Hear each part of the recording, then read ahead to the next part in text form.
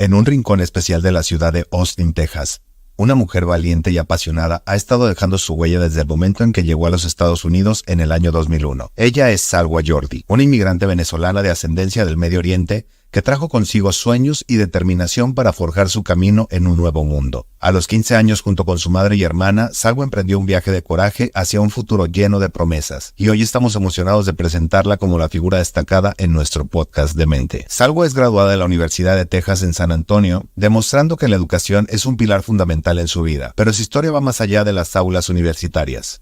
Ella es mejor conocida por sus segmentos de entretenimiento en Telemundo Austin y Farándula Texas, donde destacan los eventos culturales y comunitarios más emocionantes de Austin. Salwa es una de las primeras reporteras de entretenimiento que habla español en Austin, rompiendo barreras y abriendo puertas. No solo se enfoca en lo local, sino también cubre eventos nacionales de la industria como los Latin Grammy Awards, People en Español y los Latin Billboards. Su pasión por el entretenimiento y la cultura es evidente en cada paso que da. Hoy en día, Salwa es la directora de comunicaciones en Latinitas, una organización sin fines de lucro dedicada a la educación bilingüe en Austin. Su pasión por el servicio comunitario es insuperable. Salwa Yordi es un faro de esperanza, un puente entre culturas y una inspiración para todos nosotros. Bienvenida, Salwa Yordi.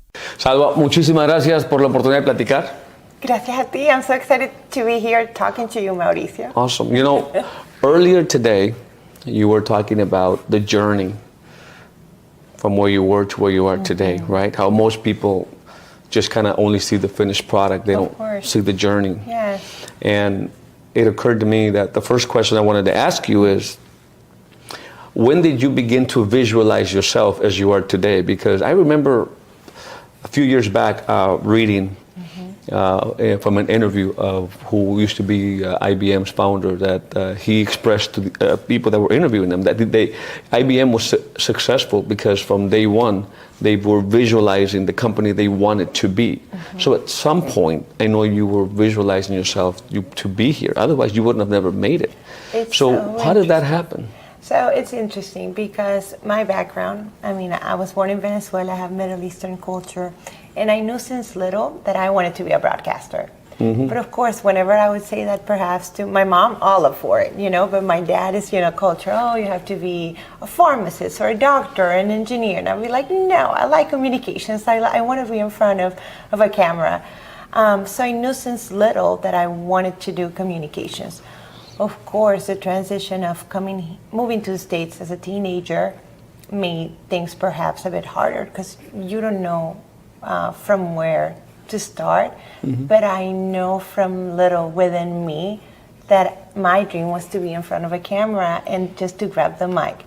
How I was going to get there, little did I know that an idea was going to come up out of nowhere called Farándula, Texas, and perhaps my dreams were going to, you know, now it's a reality and I'm here with you, chatting with you.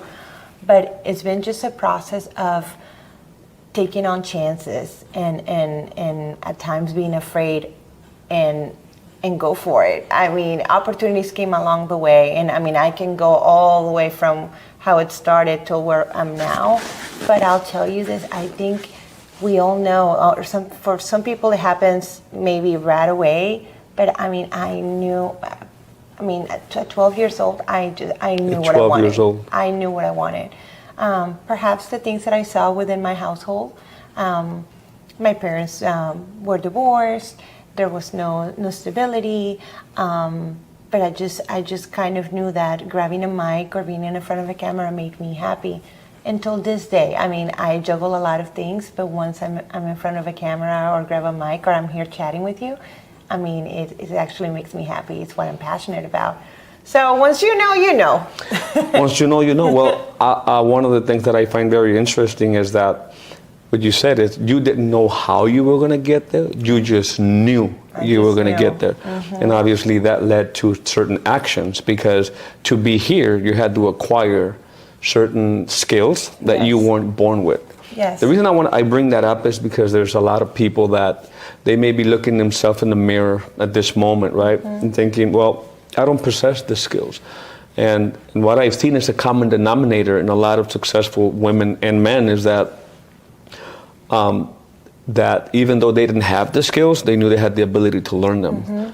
were you ever conscious about that? Like saying, okay, whatever I got to do, it's just about me learning this skill. Yes, I mean, most definitely. And till this day, Mauricio, I'm the first one to say that, I mean, you have to educate yourself.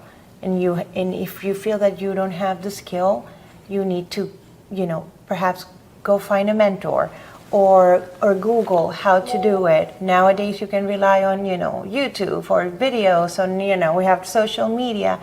But back in the day, I mean, I knew starting I knew I had this passion to do it in Spanish, but of course in English it's a whole different thing. To be a communicator here in the United States, you have to edit, you need to know how to produce, you need to know how to write a script. It's not just being in front of a camera unless you're in a huge market. So high school for me was difficult. I mean, I didn't know how to speak English. Back in the day, my mind was not going there. I think whenever I was in college and I moved to San Antonio and I had this passion of perhaps doing this job in Spanish, I started surrounding myself who perhaps had the same passion as I did, or I would just find back in the day it was MySpace or Facebook. Oh, sure. Or it was more of an interpersonal relationship, writing for the newspaper and go from there. And I remember reaching out here to a local newspaper called El Mundo newspaper out of the blue. It was just like, hey, I have this passion of writing, and I don't know. I tend to be a go-getter. I think the worst someone can tell you is no. So sometimes I jump and I just ask. If they say no. I've been always really persistent, and throughout being persistent, I gain my credibility, and that's through communications. I have this other side of nonprofit that is a whole different world. That how did I get there? And we'll talk about that. But then when it comes to the communication side of it, it was, going to school, at times not even having money to eat, just because whenever you move here as an immigrant, your parents, you're the first one that goes to college. Your parents don't know. My mom didn't know what I needed to go to school. You get in debt, student loans, there's no guidance. All of a sudden you have this freedom to live by yourself.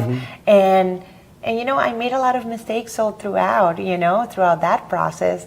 But the beauty of it is just that if I knew that for this type of job, there were a lot of skills that I don't possess. And of course, sometimes they back in the day, it was all about image, right? Yeah. Or an accent, or, we don't want this, we want this. Now it's different. Now you can embrace who you are through social media and nobody cares about how you look. But 14 years ago, it wasn't like that. I mean, it was more like, oh, your nose, or you're too this, or you're too that. Now it's a whole different thing, I would say, and which I'm happy about. But a few years ago, it wasn't. So I'm a big believer that you have to educate yourself. If perhaps you don't have the means, there's always someone available that is open to be a mentor and help you. And I'll say this to you, there's a lot of nonprofits that focus in media who are here to empower, women who are interested in those careers. So, yes, I mean, I don't know if that answers your question. I went all around, but... No, it does. Obviously, you ended with reach out to a mentor. Reach out to a mentor. And because sometimes, and it's funny you say that, because earlier I was actually trying to make a video about that messaging. It's like sometimes the blind leading the blind, they're both going to fall in the ditch.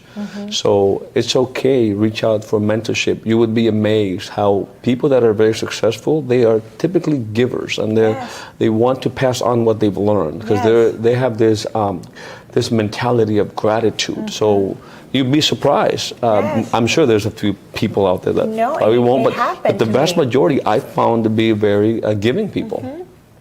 And it's true, it happened to me. I mean, people ask me, how did you make it to Telemundo, and how you were on TV? Yeah, tell us that story, because I'm sure there's probably mentorship thing in there. And there's I mean, I try on name it on so many castings, to make it. Because, I mean, I have this passion of music, too. So, I mean, prior to TV, it was all music. And I remember moving to Austin from San Antonio. I couldn't find a job in San Antonio. Of course, communications is a hard career. Sometimes to find a job, you sometimes end up doing different things, right?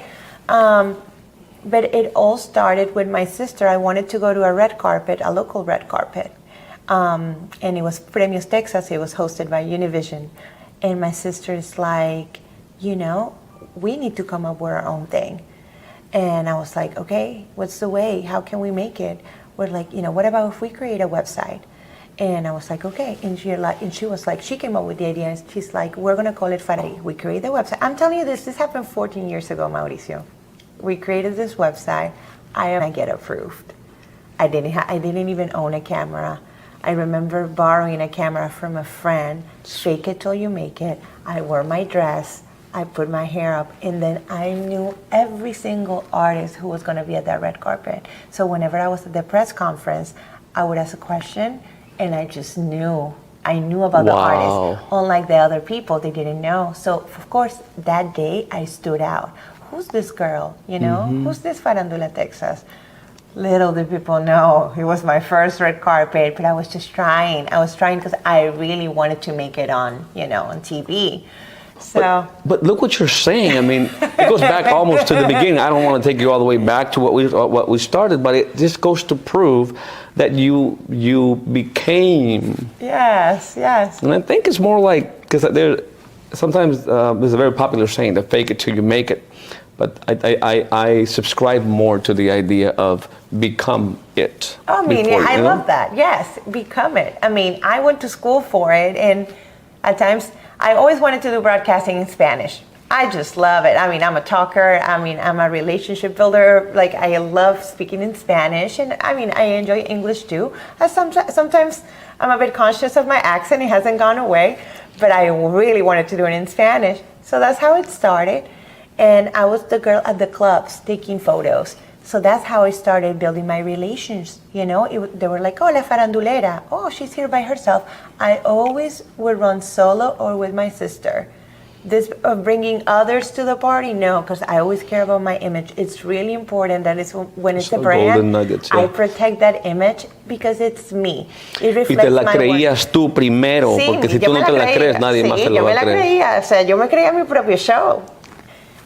You won't believe that 2 years later, I get a message on Facebook. I'll never forget. It was from an anchor on Telemundo. They were like, hey, I'm Carla Leal, and now she works at Spectrum. And Carla was like, hey, they're looking for a reporter here at Telemundo. I think you should try out. You kidding me? That's wow. Yeah. So the segment, so I made it. I didn't know how to edit videos back in the day. The editor, Medium, she taught me. There you go, mentors. People, if you ask, they'll teach you. Because in school, I didn't study to edit or anything like that. It was just broadcasting, journalism, writing, all of that. You were committed first, and you figure it out later. I figure it out later. Little that I know that now I enjoy editing. Yeah, that is one of the qualities I see in very successful people, is that they don't wait to read all the books and everything about it. They commit, and then they figure it out along the way. Yes, right? You have to jump. I mean, at times you want things to be perfect, and they're not perfect. It's not gonna happen. You know, you're gonna make them perfect along the way. So I just knew that I wanted to make it on TV. If I got paid, I didn't get paid or anything, you know, I really wanted to be on TV. See, that's another thing. So you were willing to do it whether you got paid or not. So how was that mindset? It's like, this is my education, I'm going through this. Yes, I'm going through it, and it made me happy. It fulfilled me. Did I have to do something else on the side? Yes, of course. I was working in a school as a teacher, Mauricio.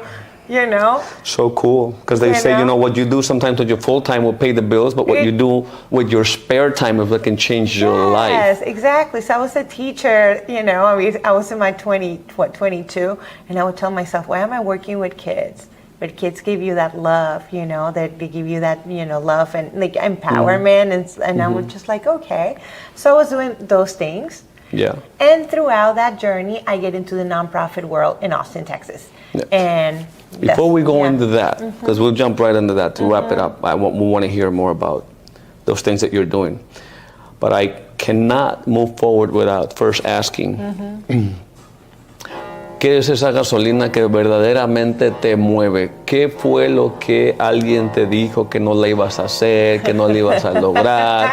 ¿A quién tienes que probar? La razón real porque para poder tener esa determinación y esa llama que no se apaga y que te ayuda a sobrellevar todo, tuvo que haber a lo mejor algo. Estoy todavía por... Sí, no, tienes toda la razón. Mucha gente me dijo que no. So many y people. parte de eso es lo que motiva, ¿no? Parte de eso es lo que motiva. Cuando alguien te dice que no.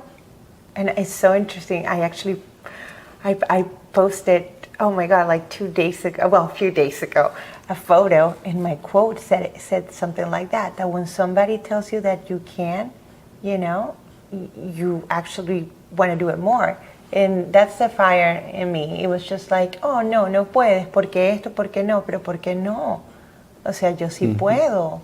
O sea, si lo quiero hacer y soy buena. O sea, if I believe in me, of course, you know, I don't know, if I believe in me, I can make others, you know, believe me too. And well, that's the mental toughness that I want people to take from us. It's like, that is the common denominator.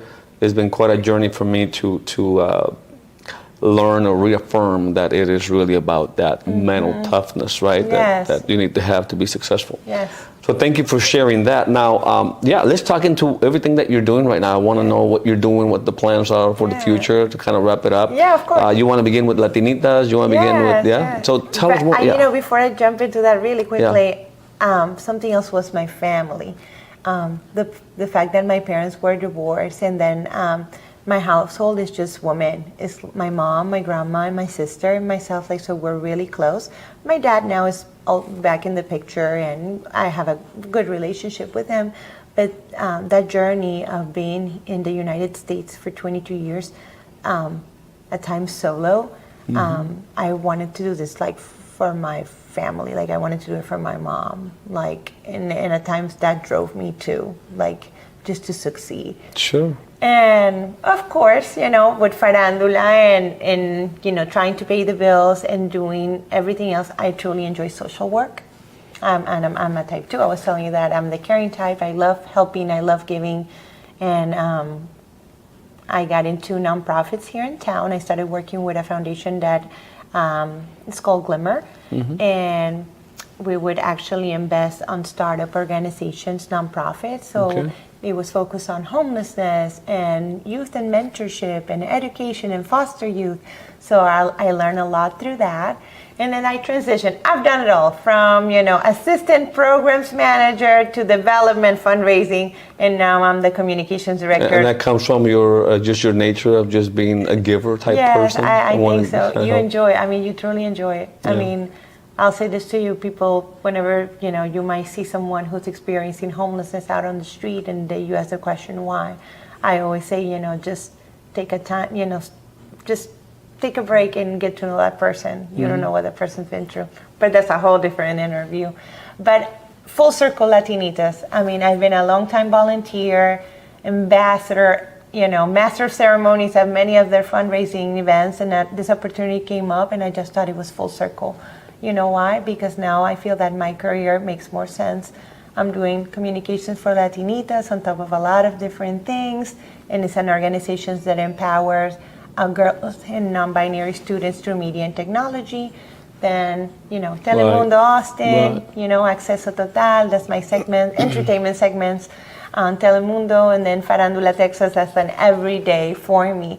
So it's juggling all three. At times I don't know how I do it, but then it's just the fire on me that I enjoy. Sometimes, I mean, I'm getting to that point, you know, and perhaps this is a good conversation and you'll help me. You guys, you know, Latin Talks perhaps will help me to get there, just because sometimes you love so many things, but at the times you're experiencing burnout, you know, and and it's a process. But Latinitas, we have a podcast, we have a magazine, after-school programs, clubs. It's been a beautiful experience. But I'm sure you acquired so much experience by being involved in so many different things, and maybe you're realizing that maybe laser focusing on the one thing is where you create the most impact. But everything that you did sort of got you ready to where you are now, right? It's like, of course.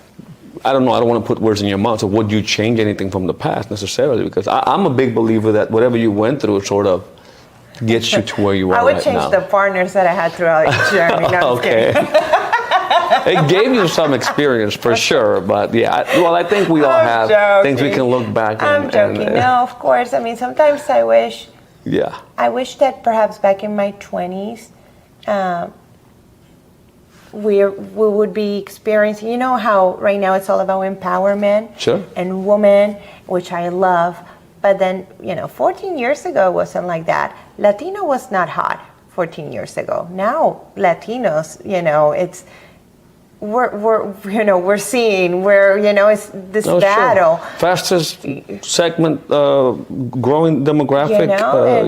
And at times I would not change. I mean, if I could go back, there's little things, but I think that the universe and God put me through each experience to learn something. And sometimes a really difficult challenge tends to be the best experience. Mm-hmm. So thanks to all those challenges, I'm here now chatting with you, and it's been great. It's been great now just to live life and being able to do the things that I love, knowing that it's hard work, knowing that social media, it's, you see the best of us on social media. You don't know how early we wake up and, all the stresses and all of that. But I just know that once you love something, just go for it. Just don't be afraid. Jump.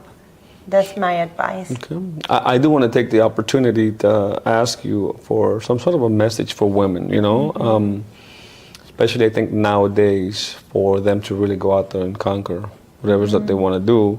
You being a successful woman, a leader in your home, full of women, like you were saying, is there something that you would want to take the opportunity to kind of share to women? Yes. I mean, of course, the first one is for them not to be afraid. I'm all about autoestima, self-esteem,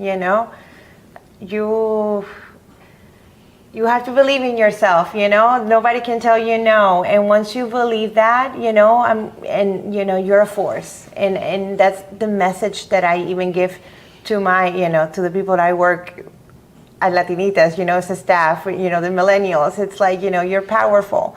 And just know that every single woman is powerful, and we're just unique in our own way. And I'm not going to let anybody tell me no. So don't let anybody tell you no.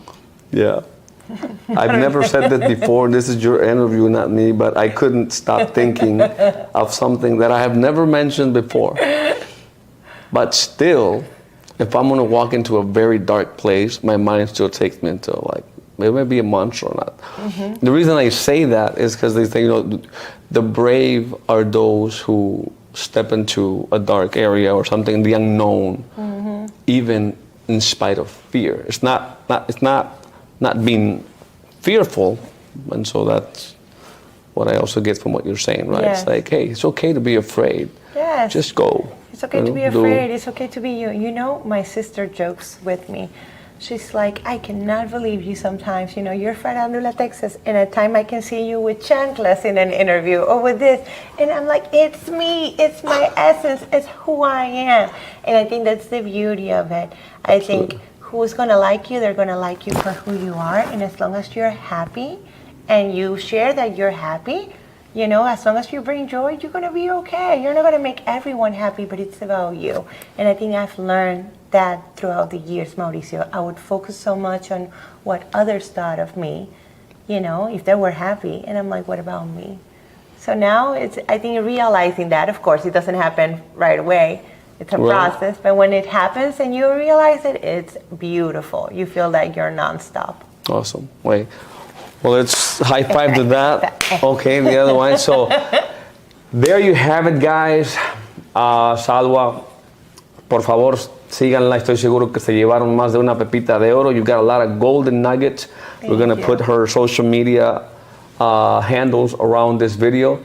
And if you got value out of this, make sure to subscribe and share. And don't forget to follow us for the upcoming interviews that we'll be having here. Have a great one. We'll see you next time. Take care. Espero que hayan disfrutado esta entrevista con Salwa. La verdad que con cada una de estas personas que entrevistamos siempre hay mucho que aprender.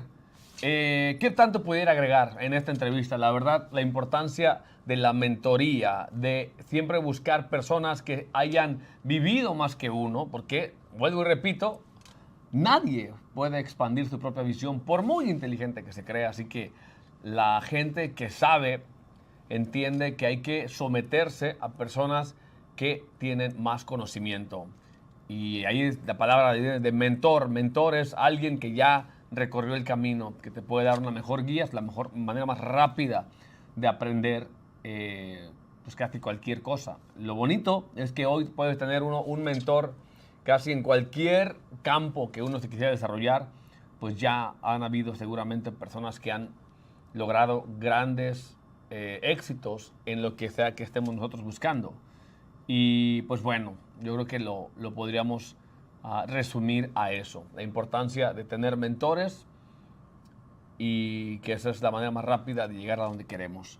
No quiero cerrar el programa el día de hoy sin invitarlos a que se den la oportunidad de visitar nuestro sitio web, que es garciamauricio.com, porque allí pueden servirse de mucha buena información y aparte lo que hemos venido ofreciendo desde las últimas 2 décadas es una segunda opinión. ¿Segunda opinión de qué? De lo que puedan estar haciendo con su patrimonio y con sus finanzas. Porque mientras estamos distraídos, el valor de nuestro patrimonio se está erosionando. La inflación se lleva siempre un pedazo y nos roba calidad de vida. Y le roba obviamente vida también al dinero. Los impuestos es algo que tenemos que aprender a mitigar. Si es cierto que hay 2 cosas seguras en la vida, que una es la muerte y la otra pagar impuestos, bueno, me doy cuenta que la mayoría de las personas van por la vida a lo mejor pagando más de lo que tuvieran que pagar, porque no están aprovechando todos los, vamos a decirlo, oportunidades de deducciones que pueden usar tanto en el fondeo de cualquier plan financiero como en el crecimiento del mismo, como a la hora de disfrutar lo que hayan acumulado. Entonces la parte fiscal es vital y obviamente todo mundo que está buscando crecer un patrimonio gravita a ciertas inversiones, algunos a bienes raíces, otros a la bolsa de valores, algunos a commodities, piedras preciosas, su propio negocio en diferentes cosas, y no viene sin riesgo, sin volatilidad.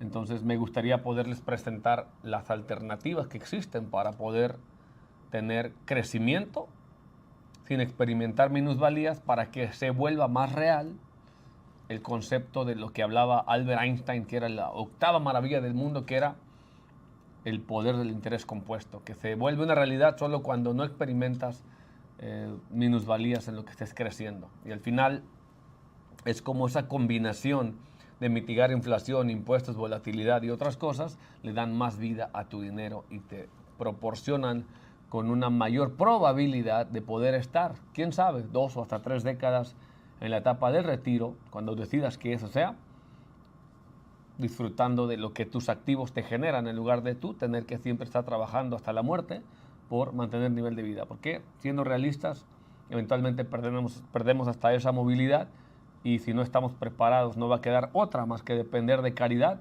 o de nuestros hijos, nietos, y yo sé que eso no es una posición cómoda para nadie. Entonces los invito a que vayan a garciamauricio.com, le den clic al botoncito que dice consulta 1 a 1 y vamos teniendo una charla por un medio digital como es Zoom o cualquiera de estas plataformas donde podemos vernos, escucharnos, y les puedo mostrar esa alternativa que puede agregar mucho valor a la vida de cada uno de los que nos están viendo y los que nos van a ver después de que esta transmisión termine. Gracias, como digo siempre, por la oportunidad. Cuídense y nos vemos en la próxima entrevista. Que estén bien. Chao, chao.